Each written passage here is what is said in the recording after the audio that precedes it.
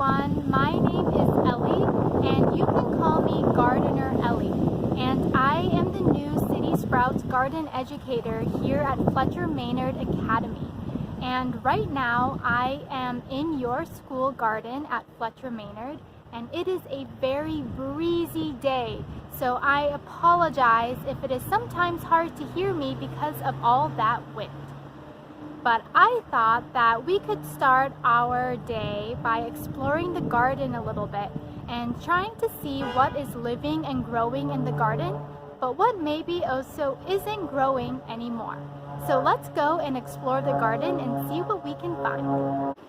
So here is an overview of your garden here at Fletcher Maynard Academy. So as you guys can see, it is looking really great this year. Your garden here has been growing and growing all summer, and there is so much life in this garden, so it's really fun to explore. And as we start to go around, I'm really interested to hear what sort of observations that you all have about the garden. So what do you notice? And specifically, what do you notice that is living in the garden? And what are some things that you notice that are starting to look a little dead? And I'm really curious to see how you know if something is living and what you think happens to all of our dead plants in the garden. Let's take a look right here. So do we think that this plant is living? And I'm curious to see why or how you know that. And if we look right here, there's another living critter on this plant and on the flower. And that is a honeybee.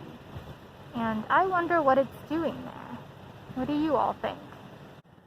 Over here we have a log in one of our garden beds.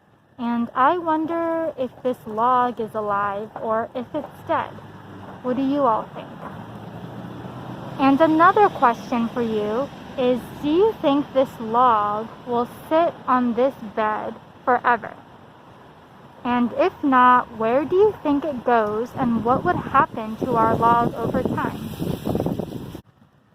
So if I take a look underneath our log, I notice there are a lot of little critters running around.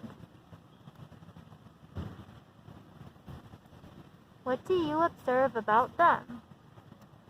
And I'm really curious as to why they might be under the log. What do you all think? And what sort of observations do you make? So over here we have our compost bin. And whenever I weed the garden, I put the weeds into the compost bin. And as you can see, it's very full right now. And I'm curious to hear what you all think about what happens to all of these plants in the compost.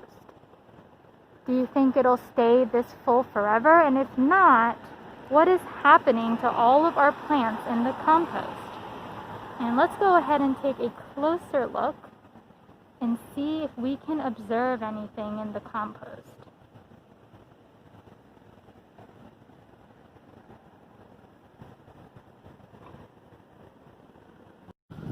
Here we have a couple of tomatoes that had fallen off of the plant.